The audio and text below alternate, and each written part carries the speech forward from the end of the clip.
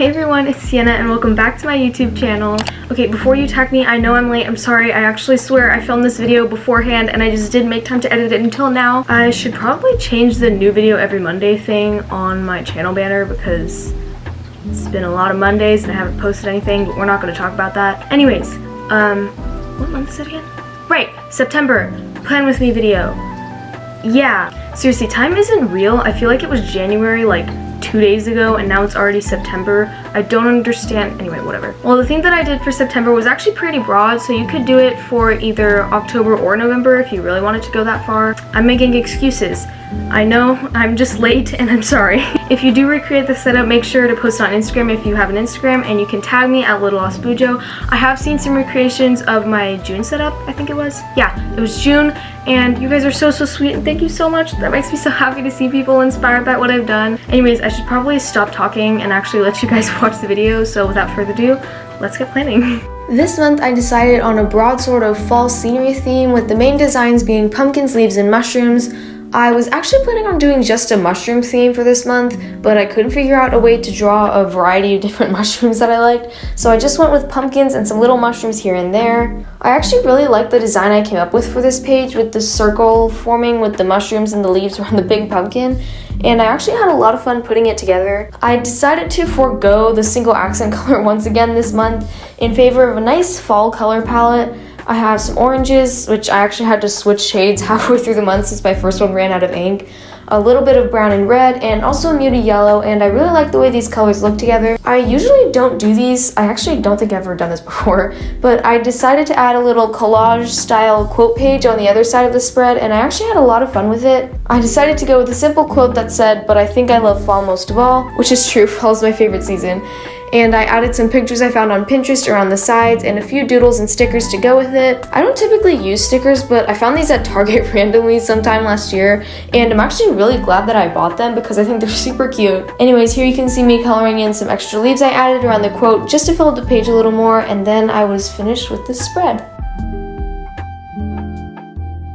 Moving on to my monthly spread, I decided to go with a taller, I guess, version of my typical calendar, so the grid spacing for each box was 6x5 instead of my usual 5x6. I added the header in the top left and also, of course, some pumpkin and mushroom doodles in the corners. The spread tends to be pretty straightforward since the calendar always dominates the page, so I like to add and change a few little extra things here and there, just so it's not the exact same thing every time. And this also helps me a lot to keep me motivated to keep this spread up to date. I don't know about you guys, but I forget really often to write down important events on my calendar, so making it look cute is always a good encouragement for me to actually use it. Here you can see me writing the header for my little goals box. I actually forget about this a lot too, if you can tell. I have a really bad memory, but it is helpful to set short-term goals for myself, so I have something to work toward over the course of the month. I actually kind of messed up here where I filled in the number header portion of the blocked out boxes, but it ended up looking fine, so it really doesn't matter. I actually make quite a few mistakes in my bullet journal, and I tend to be a perfectionist, so sometimes they really bother me, but I've learned to sort of deal with it, to be completely honest. I've never had to tear out a page or start over a whole spread, and I always try to sketch out everything in pencil beforehand, so it leaves us room for mistakes. But everyone makes mistakes, it's no big deal,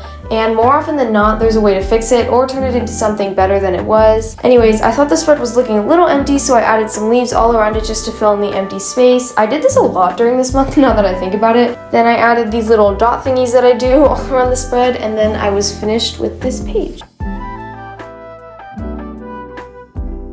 Onto my habit and mood trackers. I actually had a lot of fun working on these, especially the mood tracker, but for the habit tracker, I decided I didn't feel like drawing the mini calendars myself, so I used these calendar stamps my friend gave me. They're honestly super nice, but I don't have a black stamping ink block thing, I don't know what they're called, so I just scribbled the top with the black marker and hope for the best, and it actually works pretty well. I did get lazy though and tried using a black dual brush pen, which was actually easier, but the calendars I stamped with that actually smudged when I drew over them with my Crayola super tip later, so that was a mistake. But like I said, mistakes happen, and now I know to never do that again. Anyways, here I am once again filling blank space with leaves and a little quote at the bottom. Honestly, I think this spread turned out super cute and I'm really happy with it. Okay, here's the fun part. Now, I usually don't go this doodle heavy in the making of the spread, but honestly, I was just having too much fun with this idea, and I just decided to go for it. So basically I just doodled whatever I wanted. I have some signature leaves, pumpkins, and mushrooms, but I also added a few extra things like the umbrella,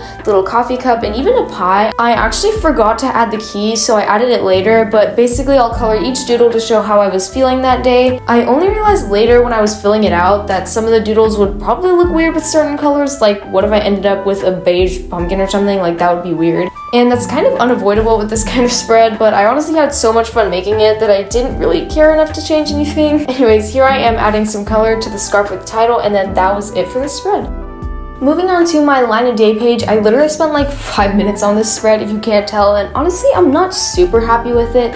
It's just a little too plain for me, but I guess it's my own fault for getting lazy, so I'll just have to deal with it. I couldn't come up with a good way to decorate the header, so I just went with these little mini pumpkins, and I mean, they don't look bad, they're just a little boring for me, but what's done is done, and it turned out fine. Okay, here's where I start working on my playlist spread.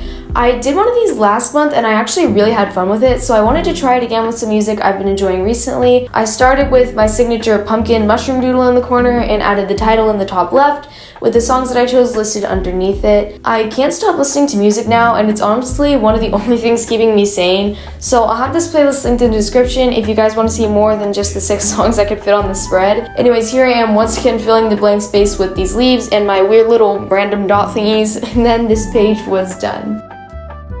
And last but not least is my first weekly spread for this month. If you guys haven't noticed, I use this weekly spread layout really often, and it's become one of my favorite setups. It's super simple and leaves just the right amount of room for planning for me, and it's really easy to adapt to a lot of different themes. I wasn't quite sure where I wanted to go with this spread, so I settled on coloring in the header for the days with my orange marker, and a simple title and mini calendar in the empty spot. By the way, this is the new orange marker that I'm using because the original one ran out of ink in the last spread, may it rest in peace.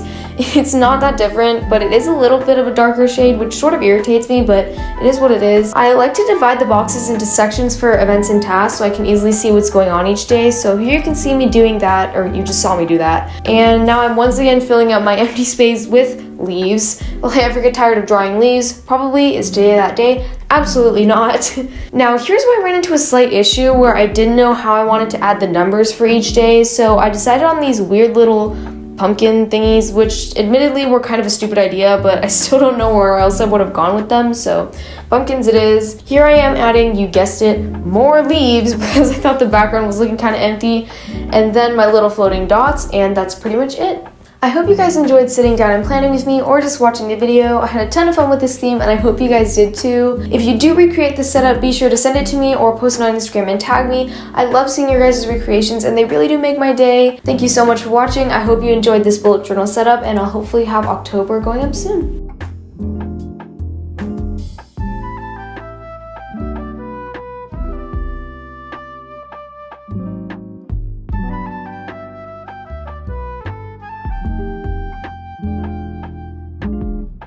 Alright, well that's going to be it for this video, so I hope you guys enjoyed it, and if you did, be sure to like, subscribe, and leave a comment if you actually watched the whole thing. If you guys want to see more of me, you can always follow me on Instagram at @LittleOspujo. I try to post every other day over there, and yeah, I hope you have a wonderful rest of your day, and I'll see you in my next video.